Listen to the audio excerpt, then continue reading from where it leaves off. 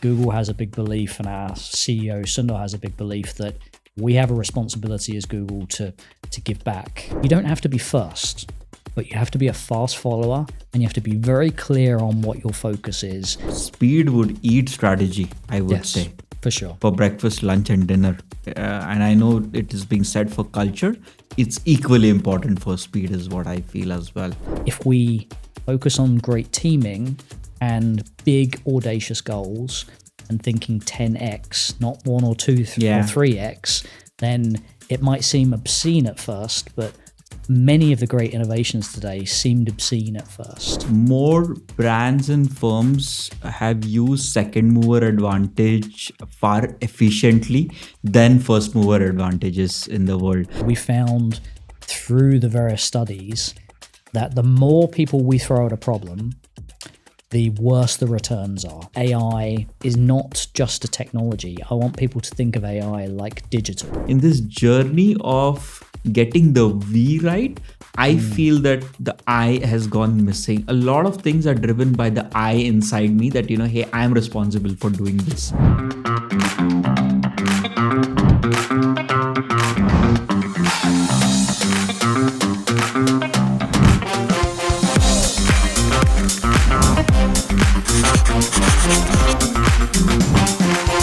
Lovely to have you, Darren, with us. And what I was intrigued about is the designation that you have and the role that you play at Google.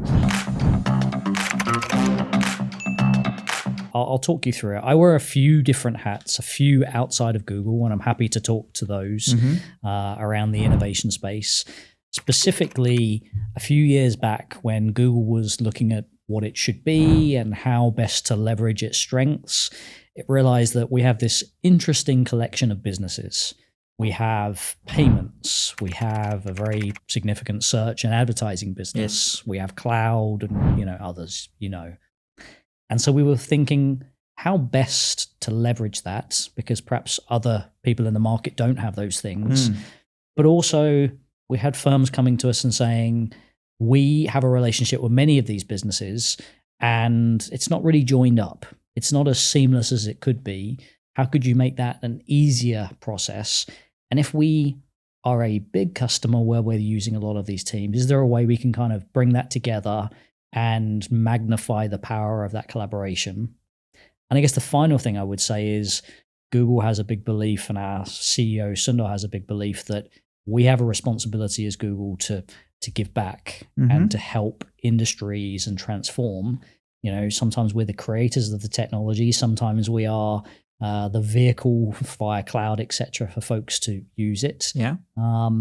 Many firms over the years have gone through different stages of transformation, and it's often a consulting type of task. But we're seeing more and more of our strategic partners, like big partners that we've worked with for many, many decades, consistently say, help us more. Yeah. And so for that, we created this group to say, how can we, for a very select group of partners and customers, go beyond just providing technology and services, whether that's the ways they work, how they innovate, how they can move faster. And I would always emphasize we're not perfect. There's many moments where we've learned things and had to change how we work. All the time it's happening, in fact, and we're never complacent around these things.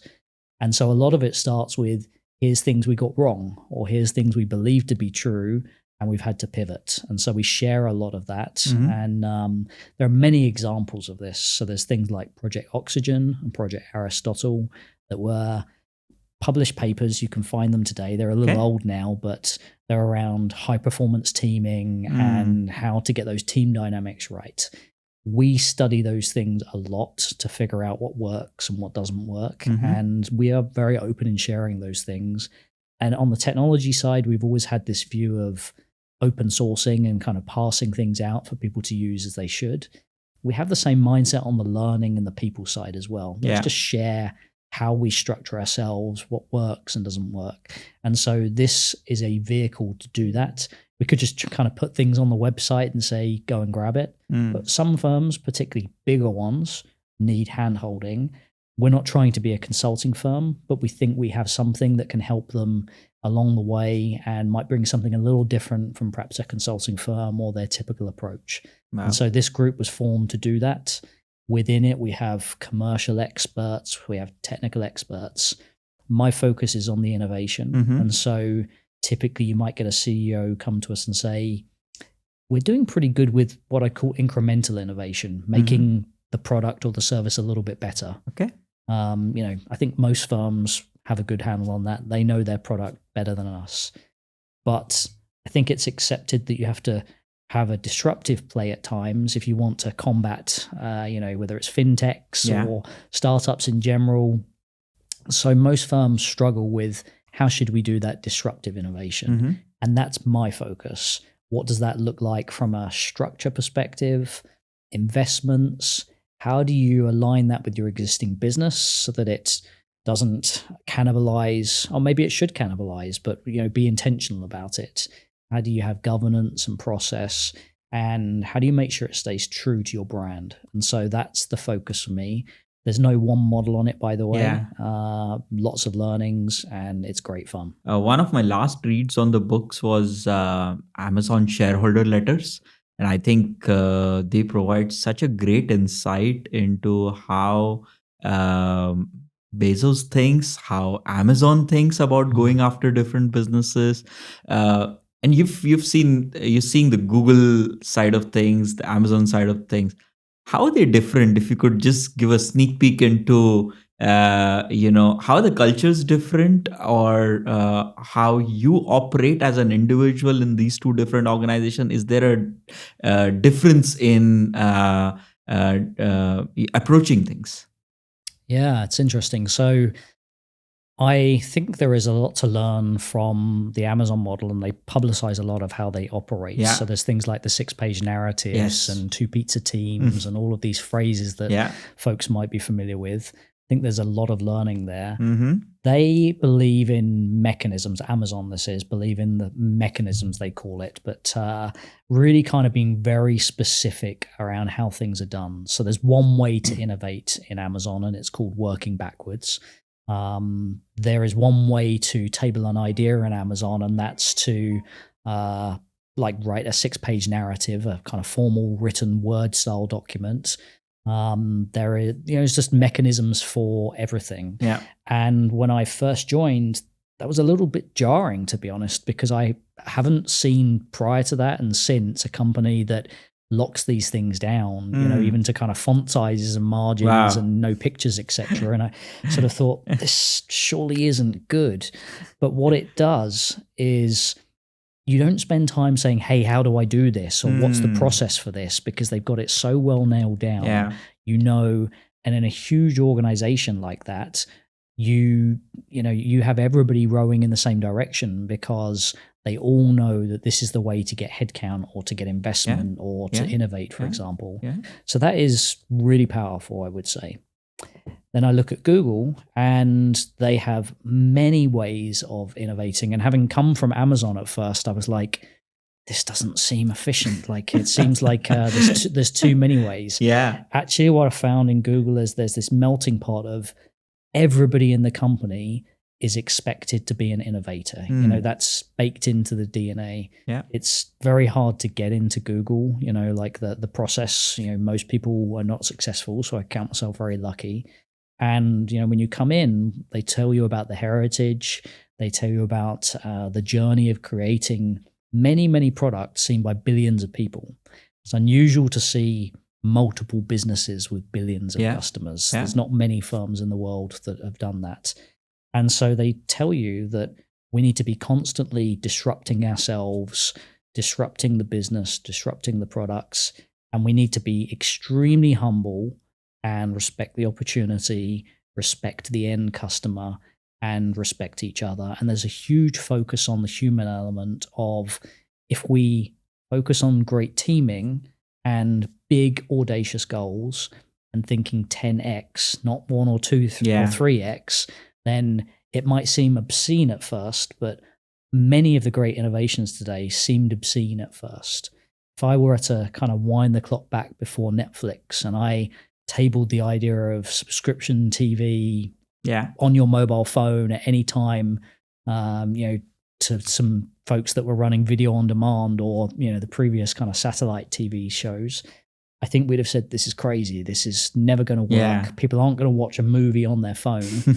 But now we see that they do. And so we have learned consistently to have mechanisms to 10x ideas and twist and turn them in really strange ways that seem outlandish, but it's just to land on something that's really differentiated. And then we're very fast at running experiments. And so I'd say there's a greater focus on the human element and diversity, making sure that we serve for everybody, not just, a singular population, and making sure that we just stay humble and keep disrupting ourselves, because if you don't, somebody else is coming in to do it.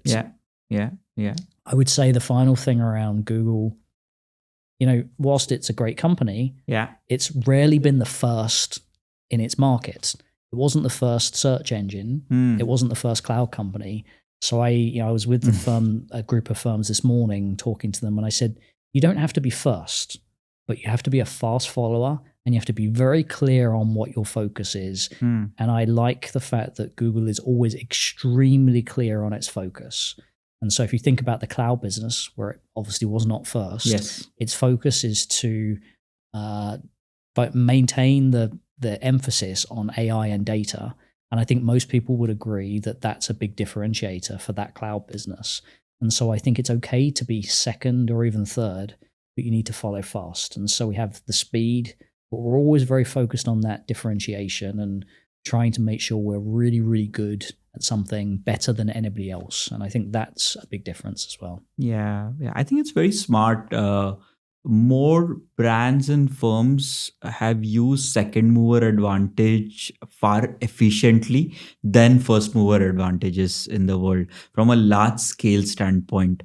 And I think the example that you're talking about in Google's case is also similar on some of these businesses. And I think over there, the extreme customer centricity, like you're absolutely fanatic about what your consumers really want, that really, sort of differentiates a brand with everyone else.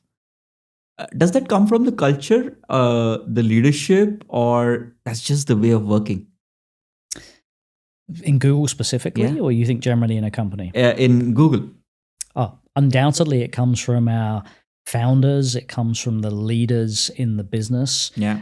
Because I think it's easy to say these things, very easy to say these things. If it's not baked into your DNA in the way you measure people, in the way you hire people, in the way you make decisions, there is a decision on the table every day. Do we do the right thing for Google, or do we do the right thing for the customer? And they're not always the same thing. And Google will always default to the right thing for the customer, and they will always think long term rather than short term. And I think you can't always do that in every business. If you're focused on the next quarter or maximizing your OKRs or KPIs, metrics, whatever you call them, then I think that makes it very hard. You might be the most customer-centric person in town, but if the people around you, if your colleagues, if you're not measured in that manner, it's really hard to be successful consistently. And so it's definitely in the DNA. It's in how we measure people. It's in how we act all the time. It's in leaders speaking last in meetings. It's, it's permeates everything we do and how we operate. Wow. What's the journey for innovation then? Is there a process? Because there has to be some method to the whole madness as well. It can't be, yes, it is free flowing and, you would give that opportunity for people to build. But is there a method to that as well? Yeah, it's, there's this myth about entrepreneurs and innovators that they are creative, wacky, kind of rebels with no process. These days, if you are not basing your innovation methods on the lean startup principles, it's a book specifically that kind of follows off the back of Lean Six Sigma, etc. If you're not basing your principles on that, then you're just not going to survive. Every firm, Google, Amazon, etc., they all have elements of that. They may not call it that, but it's weaved into how they innovate. And so I find actually that innovators and entrepreneurs, are extremely disciplined, actually, because they understand that they need to survive and they need to kind of understand what doesn't work and quickly get to what does work. And so I find they're very disciplined when they follow this approach. So for us, it's no different. We're a big company, lots of resources, but we could very easily spend money in the wrong place doing the wrong things. Yeah. So by default, we say no or not right now to most ideas because otherwise we wouldn't be efficient. I think it's important to have innovation at every level of the company. And so by that, I mean, we have this concept of jump shots, roof shots, and moon shots, and it's just our phraseology. Yeah. Kind of jump shots are everybody in every team, whether you're in procurement, HR, or a product team, could be making things a little bit better in your function. You could be making the procurement process a bit more automated. Yeah. If you're in the legal team, you could be using AI to deliver NDAs, for example. There's many, many examples. That's what I call a jump shot, like everyday improvements. Even if you're in the cleaning team or facilities, there are for sure ways. And I think that drives a culture of let's always think of ourselves like shareholders and making everything a little bit better for each other. Then there's kind of roof shots that are in my specific area. I'm in YouTube or I'm in cloud. How could we make the business better? How could we deliver a new product or a new feature or optimize our costs? So it's still contained, but it could have a big impact on our business. And then, of course, we have the moonshots, which is sort of separated from the main business. Yeah. And that's big societal change, whether it's around sustainability or autonomous vehicles. And so I think having multiple layers of innovation is really important. I think people talk about failure a lot in innovation. Yeah. Like it's okay and we love to fail and like it's not a big deal.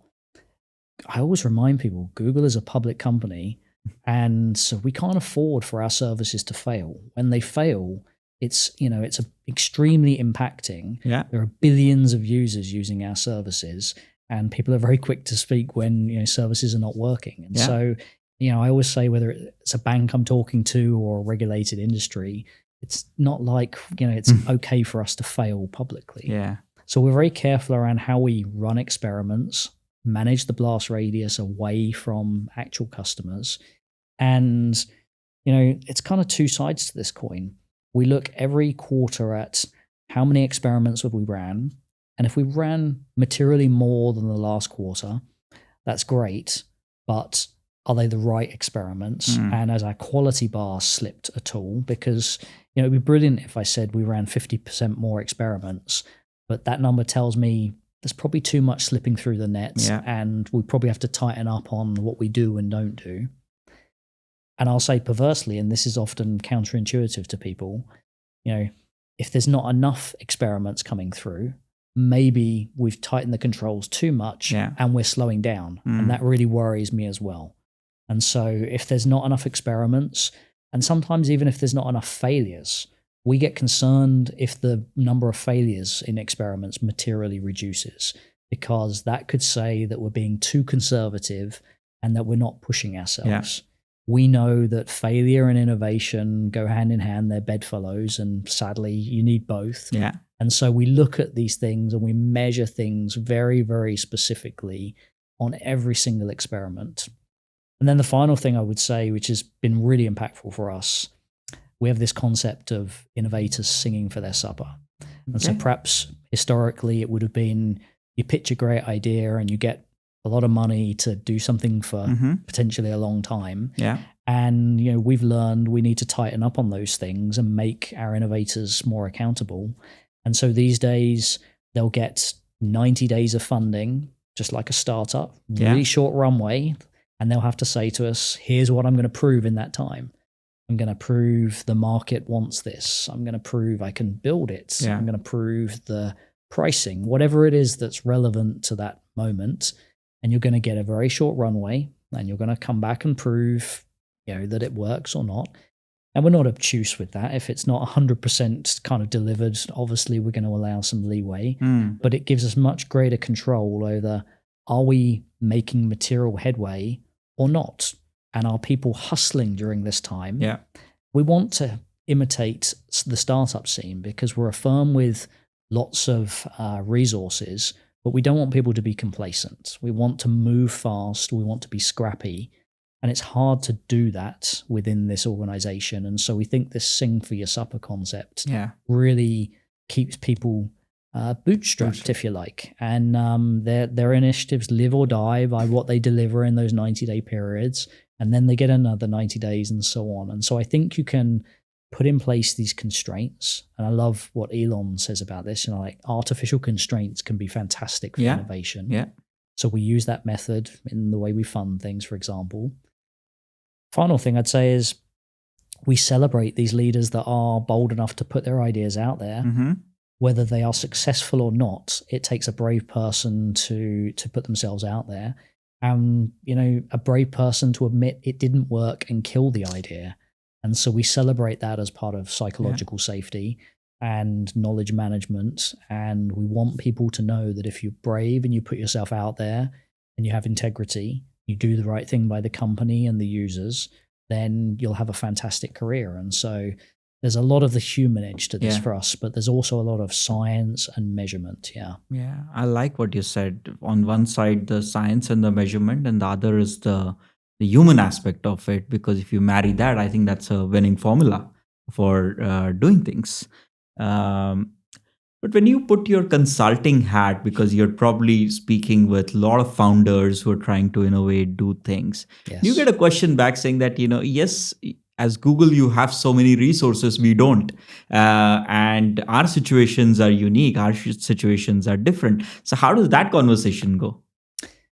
Yeah, I get that a lot. I get it. I get it from two angles. I get it from startups. Yeah. And I get it from enterprises that say, you must have hundreds of innovation people. Yeah. Of course we do. But the reality is we found through the various studies that the more people we throw at a problem, the worse the returns are. And that sounds very counterintuitive, and I'll explain it. We could potentially throw 100 people at an initiative, but in the early days when it's being incubated, when we're looking to discover a new app or a new AI solution, we have found that the number is sort of 5 to 10 people at most, 10 at the upper end.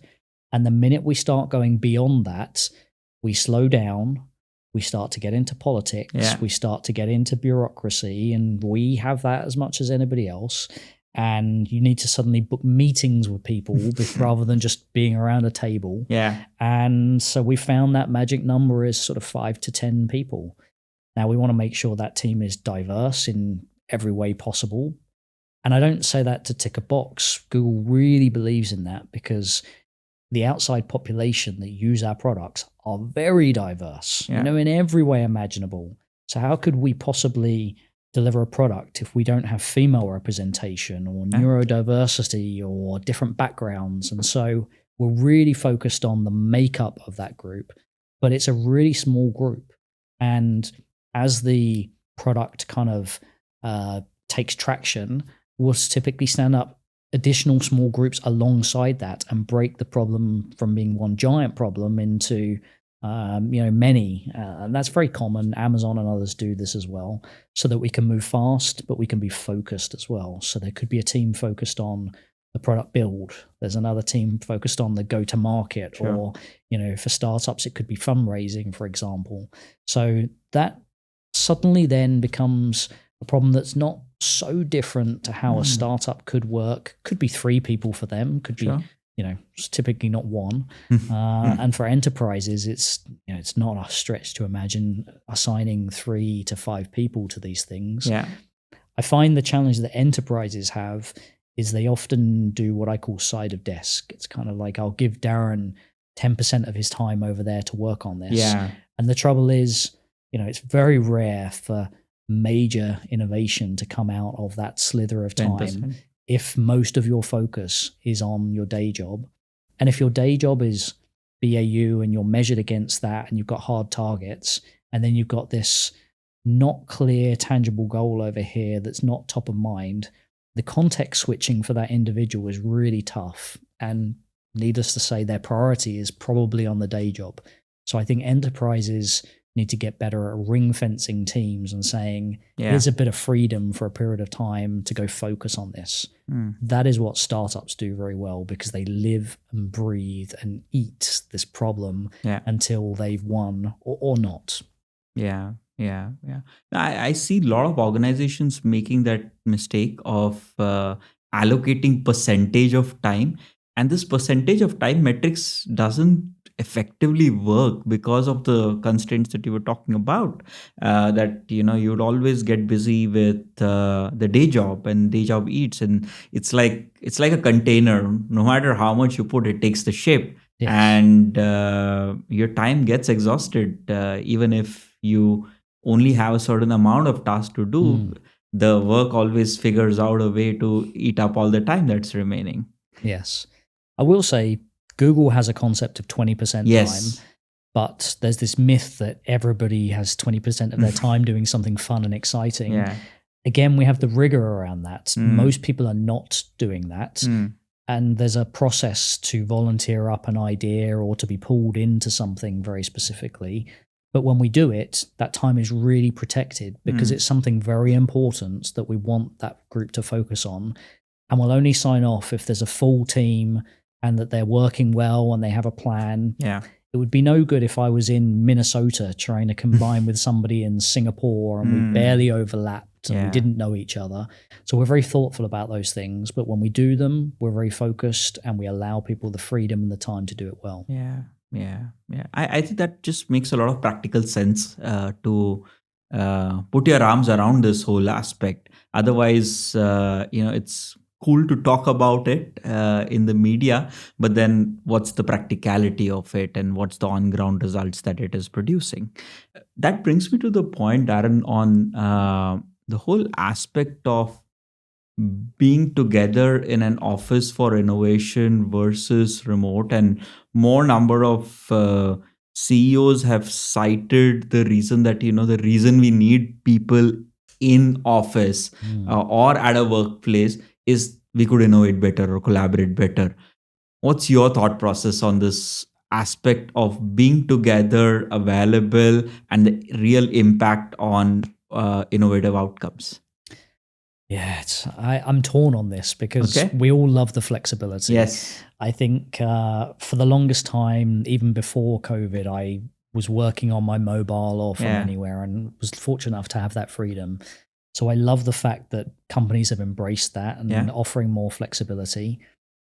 I am a purist, and I think when you're trying to innovate, human beings in the room together is really, really important. I've really learned even more so since I've been in Asia. I was in the Middle East for a decade before this. So I had a long time of different cultures and it's been wonderful and an amazing education, and I shed biases every day and learn new things and get corrected.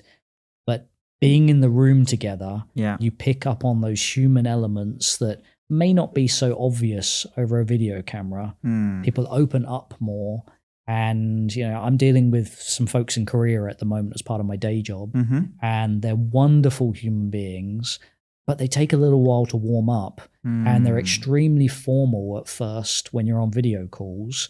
And, cutting through that, we were together, in Seoul and Suwon, and we were doing workshops, and you could just see their personality come out and their confidence come out. And then comes bold, sometimes even crazy sounding ideas. So I think, I'm a real believer in coming together regularly. But then equally, if you have a high trust team, I think you can work anywhere then for certain tasks, but then it's figuring out the cadence to come back together again. And I think that's the model is, we use this phrase hybrid. It's just trying to find the right answer to that. And I think not all teams are constantly ideating, and so maybe they can work separately, but what's the mechanism to bring people back together? I think office designs have changed hugely as well. I mean, perhaps Google's been closer to the forefront of this than others, but you want the office to be a place people love to come to and they have pride in, and great spaces. I mean, I love this. Great spaces to have formal and informal and impromptu conversations. And I think people used to say, "Oh, Google spends so much on its offices; Yeah. it's lavish." All the cool photos that we see across the Yeah. internet. But it's a purpose behind that. I promise you, it's to make sure that our folks feel their pride in the office, that they have many different types of spaces, many different ways to engage. And I love being in the office so that I meet strangers. I meet people. Somebody stopped me the other day and said, Yeah. I know your face, but I haven't met you before. And we just chatted. And actually, she didn't know me. She'd made a mistake. But it was a wonderful chat. And I think we need to recognize that that's great. And I'm an ambivert by nature. It's a relatively recent term for me to understand, but by day I'm an introvert. Yeah. I'm not going to run around kind of networking and giving out business cards everywhere. But then I love to do these things. I love to be on stage if I'm talking about these things, and then I'm going to hide away afterwards and go and do my thing and thinking, etc. And so I somewhat force myself into these moments of going in the office, but I'm always topped up with energy when I do. And so I think we've just got to find that balance. And I think employers need to be careful with the forcing back to the office because it seems a little bit draconian. And I think those that get the message right will win. And in this world of talent wars and engagement, I think that messaging is critical.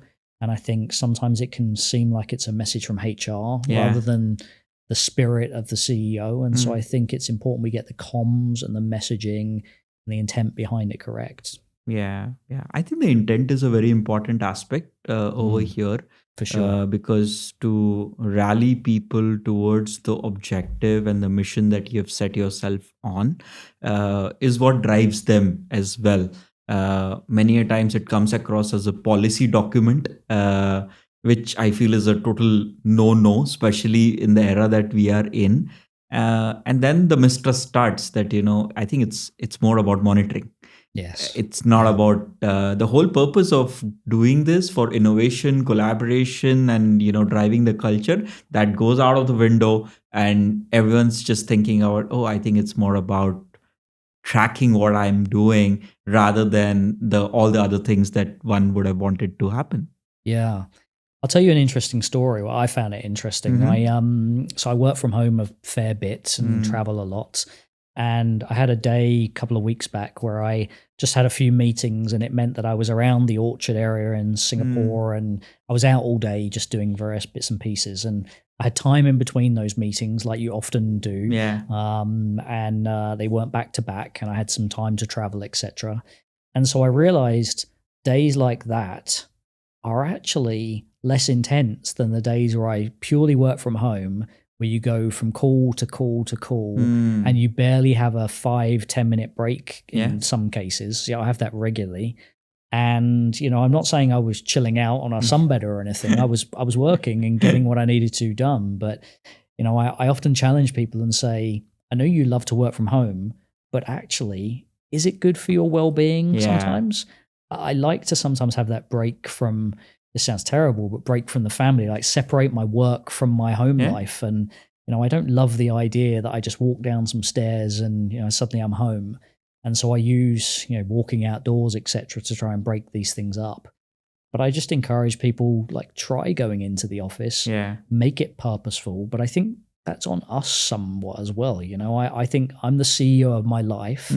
I can set up meetings and workshops and learning and get to know somebody new. That's on me. I don't think we should entirely put this on the company to dazzle us with how fantastic the office is. But I would encourage people to just find the mix that works for them. Yeah, I would assume so. And I think the more number of organizations understand it, that the nature of work has changed and you need to adapt to it. Also, individuals taking that thought process, saying that, what, it's my responsibility. In this journey of getting the we right, I feel that the I has gone missing. A lot of things are driven by the I inside me that, hey, I'm responsible for doing this. And very casually, we would use we for everything. I think that individual contribution and awakening is equally important for it to happen. Otherwise, we are expecting something to happen, Yes. but then how am I in the driver's seat to drive it?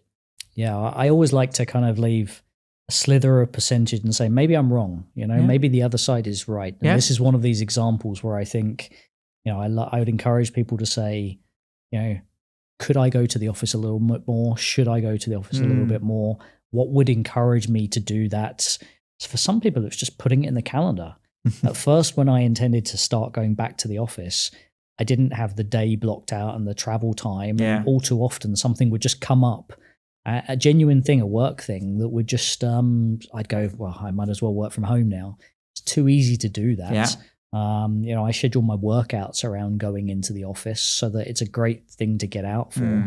I think it's just having those little tricks that you figure the days that work for you. And I think most employers are fairly flexible. They just want to see that we are fairly flexible as well. And I think it's a two-way, bi-directional relationship. I agree.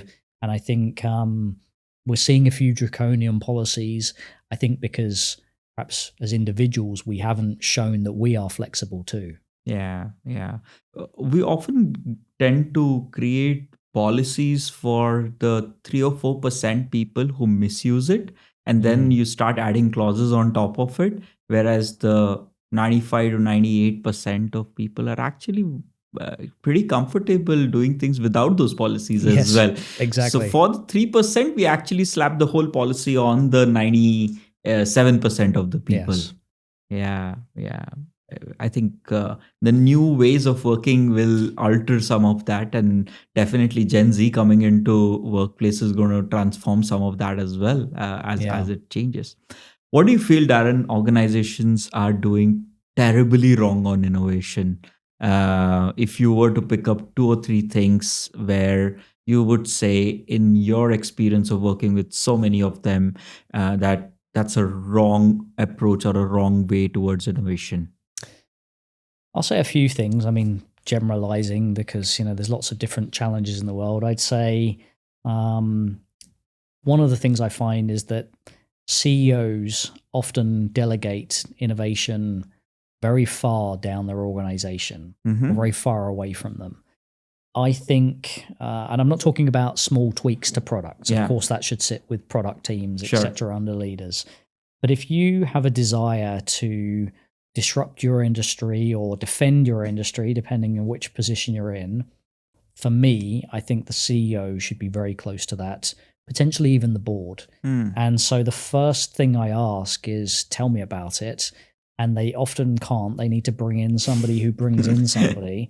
That's a real concern for me because it sends the wrong signal. Yeah. And I often say to the CEO, you're there for a reason. You're the best blocking things in your organization. Sometimes you don't know the power you wield. And so when I'm setting up innovation programs, I will have the CEO or a board member or a very influential exec in a WhatsApp group for that team to get things unblocked very quickly. And I want them really close. I want them up to speed and fingertippy with the information. And so that's the first thing, is kind of proximity to important programs.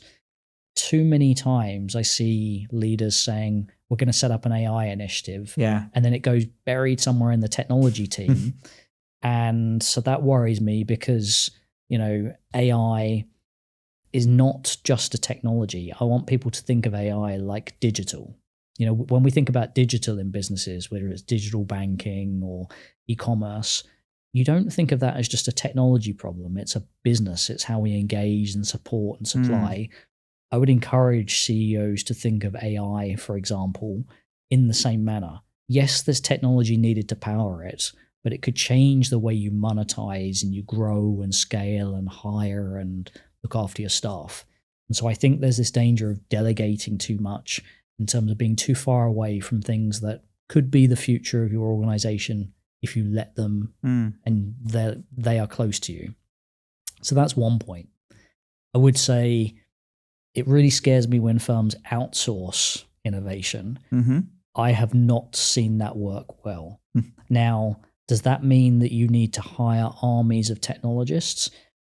If you stick to lean startup principles, you shouldn't be hiring or building anything till you've proven that you need something. Yeah. And typically you don't go from successful experiment to right now we need 500 people. That doesn't happen in Google. I don't know why it would happen in any other organization. And so there's a journey to build the right teams. At some point when you're stable and successful, if you believe there are components of your workforce that could be outsourced or offshored because it's in a steady state, then do it. It's a perfectly valid model. There's amazing models for that. But when you're building something really important to you that's meant to disrupt or protect your business, or disrupt the industry, should I say, then I think you need to have your trusted people. The other reason I would say it's not just a trust thing, but let's say you build an incredible AI product or mixed reality product, but none of the resources driving it are yours. That IP and that knowledge can so easily leak outside. And when you come to doing the next thing, do you have the knowledge? Do you have control over your technology decisions and all the mechanics of that? Or is there a partner somewhere beneath in your supply chain that controls these things? Do you have economic control? Do you have key person risk if it's partnered out? And so I think you always have to have your own in-house element driving this. And if you have partners behind the scenes, so be it. But it really worries me when things are outsourced, when it's critical innovation. That's a massive red flag. And then I guess the final thing I would say is speed. I think most firms have accepted that speed matters. Now, I'm not saying you have to be first. You can be a fast follower, as I mentioned. But ultimately, when you find the experiments that really move the needle and, learning the feedback from those experiments are, yes, we love the product, we buy it, it serves a need, we like how it looks, then you want to execute really, really fast because, you want to be in market quickly and you want to experiment quickly with that. Yeah. And I find too many firms are in this kind of analysis paralysis mode where they write giant business cases because that gives us, those giant business cases give us some kind of comfort. The bigger the business case, the more comfortable we are. The truth is, if I write a 150-page business case, make it the most amazing, beautiful consulting study work of art, until you start to launch it to market, you're crossing your fingers. That's the truth. Yeah. And so in Google and other great innovative firms, we believe get the experiments quickly running and then get the product out quickly and then refine it because that's the real test. And so the speed matters a lot. And, that's the thing that's on my mind and probably the hottest topic I always talk about, especially with legacy firms is, you've got your speed of your whole organization. Trying to change that is tough. Yeah. Can we kind of create a speedboat on the side that allows the team to work much faster than the pace of the current organization? Yeah. It's a tough pill to swallow that this big organization doesn't move so quickly. Yeah. It is what it is. But if you wait for that whole organization to speed up, you could be waiting years. Yeah. Maybe it never happens. And so it got out of business in today's context. Exactly. So I think speed really matters and hard decisions need to be taken. And then it's just about, if you have a speedboat on the side next to your kind of slower moving business, how do you integrate those and make sure you have the right cultural fit and you're doing the right thing for the business overall? Yeah. Yeah. No, absolutely. I think the agility part is so important, and speed would eat strategy, I would say. For sure. For breakfast, lunch, and dinner. And I know it is being said for culture. It's equally important for speed is what I feel as well. So many organizations envy the Google way of working. What do you still feel Google envies? And what do you envy that, hey, maybe this is something that we would also want to sort of adapt? Yeah. I mean, there are lots of businesses I envy. I think Elon Musk, whatever you think about him, he has created incredible businesses with Tesla, SpaceX, what they're doing, just as a citizen watching that, Yeah. the way it's changed the space race in terms of economics is incredible. Yeah. I see everyday innovations with Canva. I love those things because sometimes innovation can come in the simplest ways. Putting creativity in the hands of everyday people, I think, is really special. I love some of the super apps in this region. So I think there's always things to be learned, whether it's on a new type of technology, speed, creativity. I will say in many cases, Google has these pretty good businesses, whether it's YouTube or search or cloud, but I'm blown away all the time by the way that people use them to do incredible things. Yeah. If you look at all the influencers that have brilliant careers on YouTube, if you look at the way entrepreneurs are using cloud to build the next greatest startup and using our AI to do things you could just never have imagined. If you look at Samsung putting our AI on phones and other devices to transform the consumer experience, we can't do that. That's not our end product. And so it's like this symbiotic relationship. And so we learn every day new use cases. People often come to us and say, tell me how it can be done. Sure. And I say to them, I won't tell you how it can be done, but I will brainstorm with you and we can figure it out together and come up with some ideas and go on that journey together. And so, I think the ask is for firms to be open to partnering, and because I think gone are the days that anybody can do it alone, any firm. And so I'm a big believer in partnering. I think when you look at these new technologies, for example, AI, resources are scarce. Yeah. If you wait until you can hire the right team, you're going to be waiting a really long time. I mean, it's an unbelievably competitive marketplace for talent. Partner with the right firms, with the right technologies, and again, try and move as fast as you can. And, if I were coming to Google to partner with us, the first thing I would say is, tell me all the things you've got wrong. Tell me the lessons learned so that I don't make those mistakes. We love those questions. And equally, I will go to a Samsung or a brilliant firm and say, I don't know what I don't know about your business. Don't assume I know. Tell me the unit economics. Tell me the constraints. Tell me where you have kind of bits of your customer journey that you think you struggle with. Because we may have an answer. We may not. But, we love those kind of relationships to solve the hardest problems. And, we I think just have to stay humble and have to stay curious. Yeah. And it's a new problem to solve every single day, and new thing to learn. And technology is not going to go backwards. People ask me all the time, what do you think technology will look like in a few years? I sort of think that's the wrong question in a way. I just know that, if you look over the last 100 years, technology in different forms has helped us with medicine, with safety. Look at how it helped us during COVID. Look at the space innovation. So it's only going in one direction. And so I think, I just encourage people of all ages to lean in and learn. And I think, that's the biggest defense against threats to society, to our roles, and the biggest defense to ignorance as well. I think I'm sure there's a lot one could pick up from today's conversation and apply as part of their journeys. So thank you so much, Darren, for joining us. It's been a pleasure. Thank you so much. Look forward to seeing you soon. Absolutely.